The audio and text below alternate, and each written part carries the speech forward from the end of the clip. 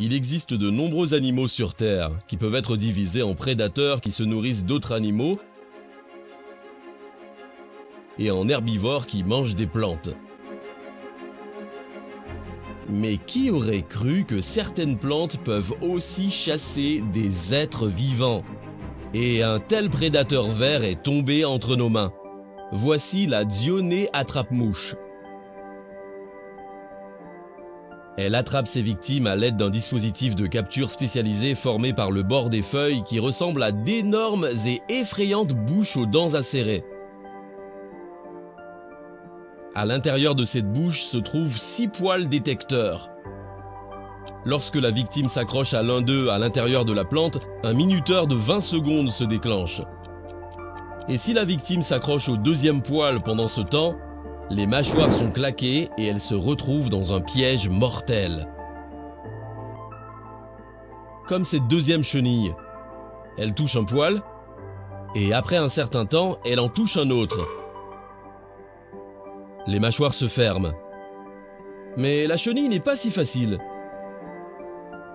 Elle trouve un espace entre les dents et se faufile à l'extérieur juste avant que le piège ne se referme complètement.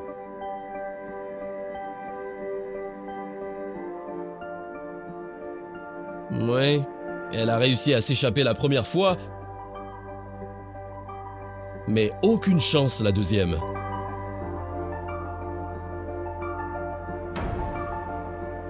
Elle a fini dans la bouche d'une plante prédatrice.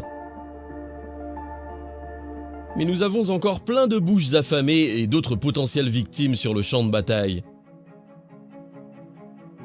Les plantes ont une couleur brillante et dégagent un parfum attirant pour les insectes. Alors ils essaient toujours de les escalader, sans même s'imaginer que cela pourrait bien être la dernière balade de leur vie. À chaque heure passée, la mâchoire va se resserrer de plus en plus, jusqu'à ce que la victime à l'intérieur soit écrasée. Une fois qu'elle est complètement fermée, un liquide digestif commence à être répandu, qui dissoudra les fins tissus de l'insecte et ce liquide sera absorbé à travers la paroi de la mâchoire.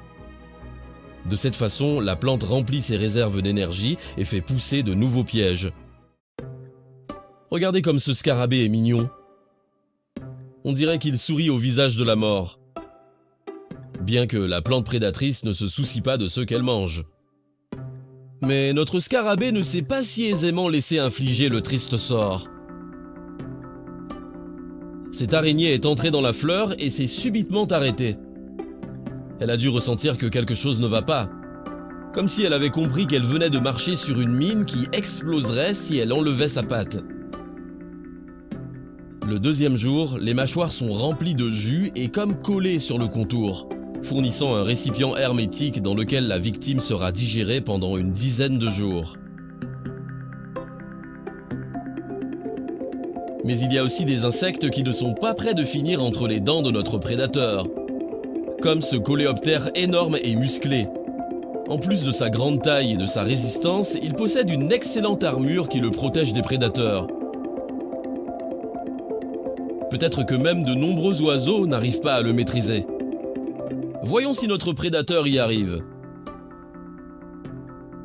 L'insecte entre audacieusement dans les mâchoires de notre plante comme s'il savait qu'il n'était pas en danger.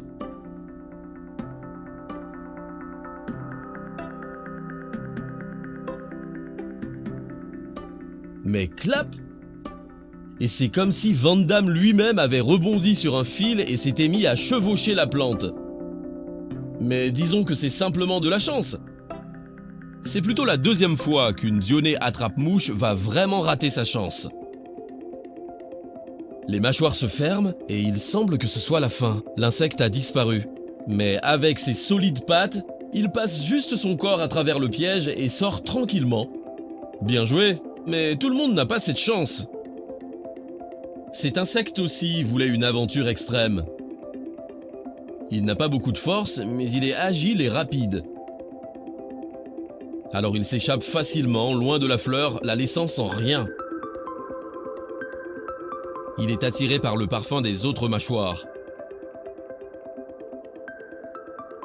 Il s'arrête un moment à l'intérieur, et là, l'attrape-mouche ne rate pas sa chance.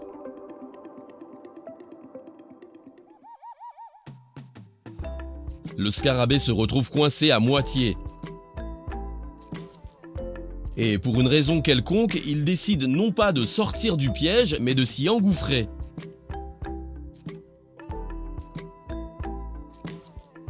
À ce stade, la plante peut digérer le corps de l'insecte.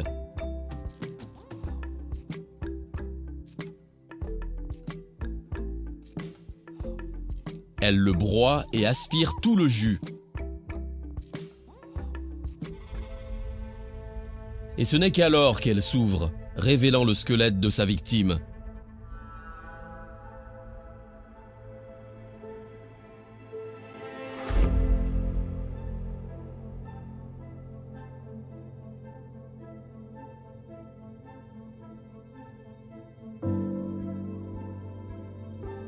Pour voir si la fleur peut se nourrir dans les conditions difficiles de nos forêts, nous l'avons juste déposée au milieu de la forêt.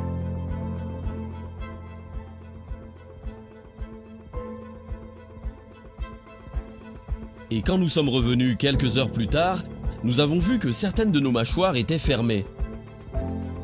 Avec une lampe de poche, nous avons pu voir que quelqu'un était assis à l'intérieur, ou alors couché. Nous nous sommes demandé ce qui se passerait si nous introduisions de la nourriture dans la plante qui ne lui était pas familière, comme un morceau de saucisse.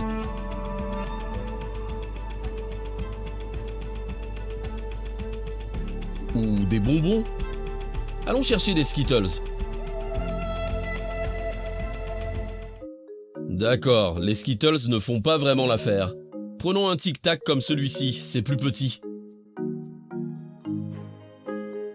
D'accord, génial. Je pense qu'il l'a avalé. Mais on ne sait pas comment, du jour au lendemain, les Skittles n'étaient plus visibles. On se demandait ce qu'il se passait à l'intérieur et on a ouvert un peu les pétales.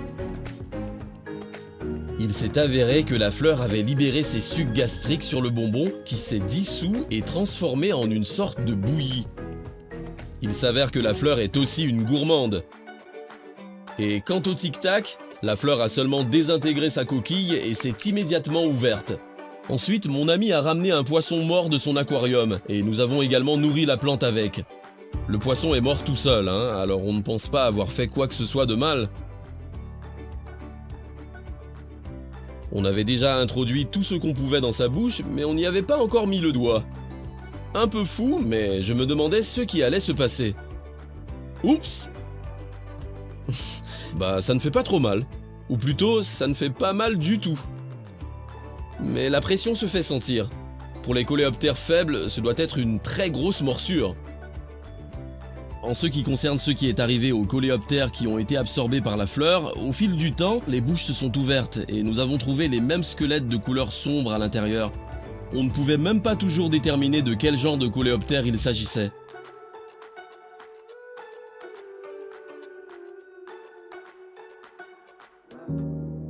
Et la bouche contenant le morceau de saucisse ne s'est toujours pas ouverte.